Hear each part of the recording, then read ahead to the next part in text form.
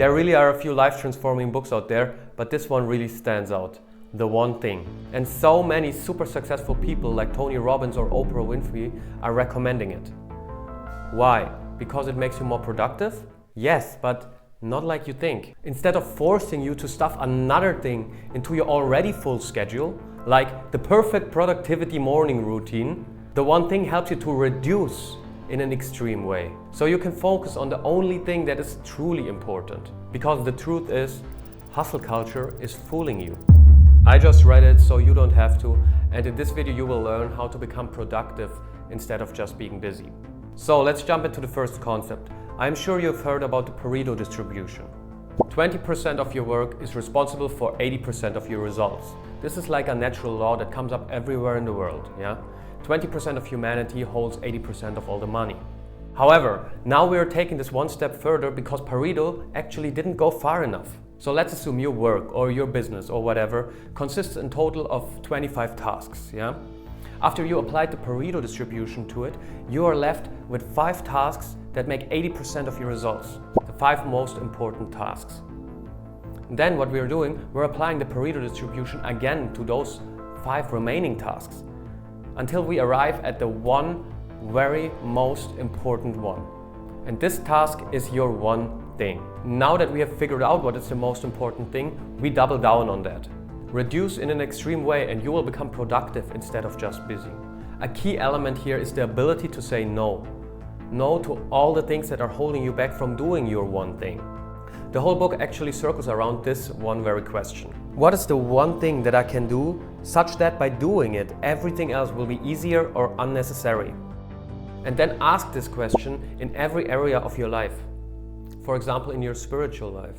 And spirituality became one of those buzzwords, but maybe you can perceive spirituality just as things that are not emotional and not mental.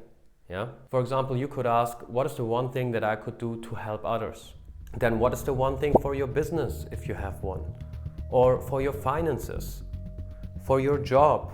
Or for your physical health? What is the one thing for your personal life or your important relationships?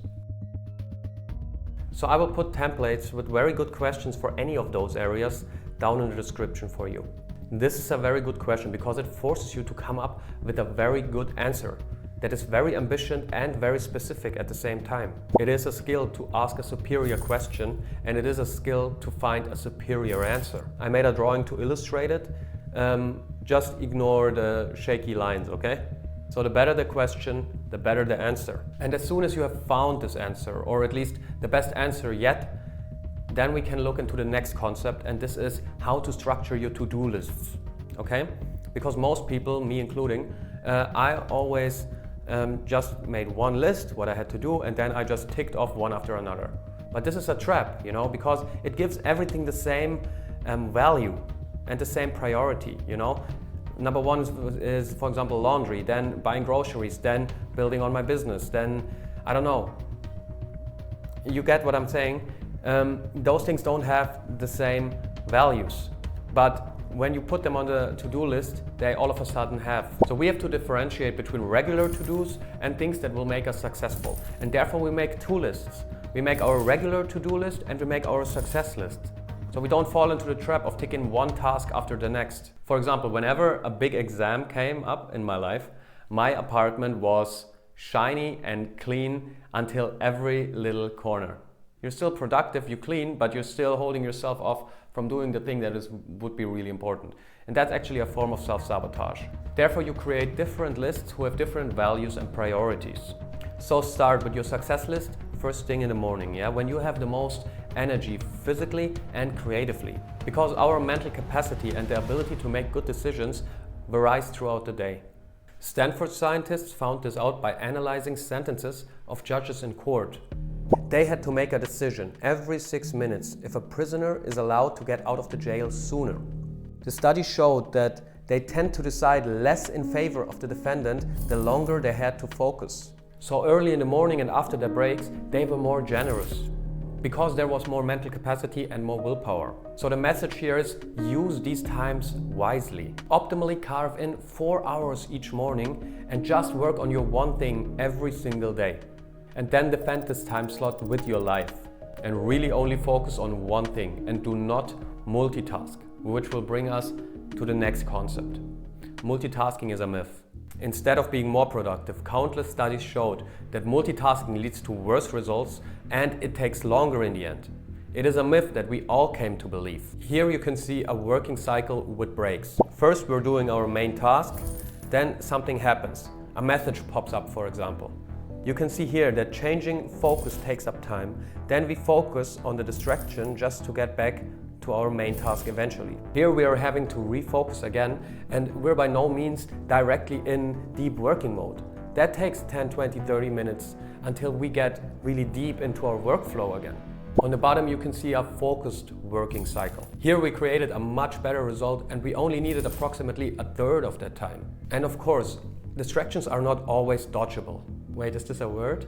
Doesn't matter. You cannot dodge them sometimes, okay? So don't stress when you get distracted sometimes. Just know for next time, the goal is to stay in deep focus. Okay, next is the role of discipline and the myth of self-discipline. Let's be honest, when we look at very successful people, we sometimes can feel inferior. Until this one day when you have a lot of motivation and then you decide to change your life. And you start reading, you go to the gym, you start eating healthy, you meditate every morning. And you can keep this up for 1 week, maybe 2, maybe a little bit longer if you have crazy willpower. But eventually this approach is most likely going to fail.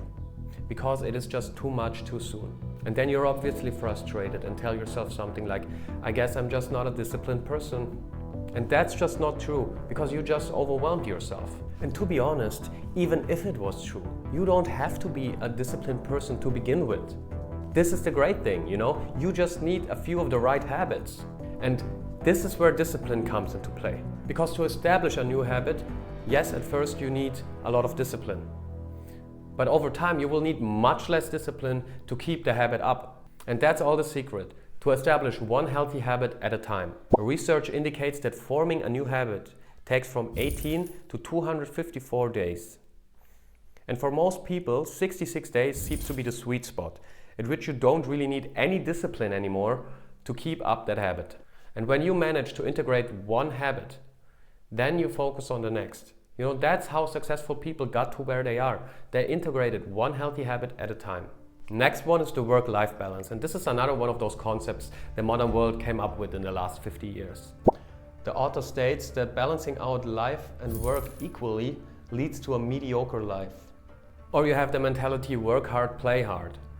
That leads to a life at the extremes. Real work-life balance looks like this. You always have a reasonable amount of personal life, of things that you enjoy, and you work hard if you want to achieve your goals.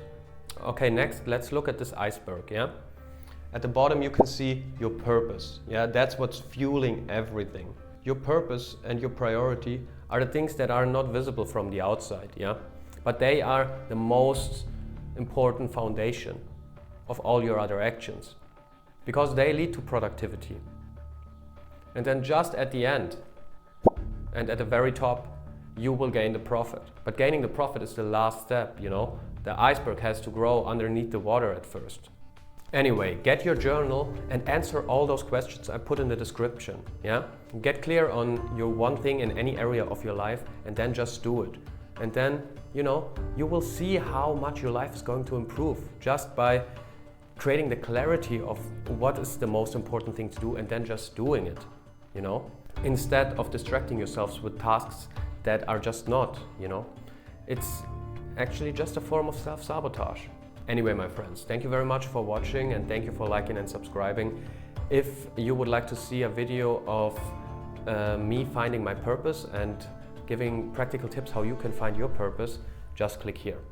Aside from that, thank you very much for watching and goodbye.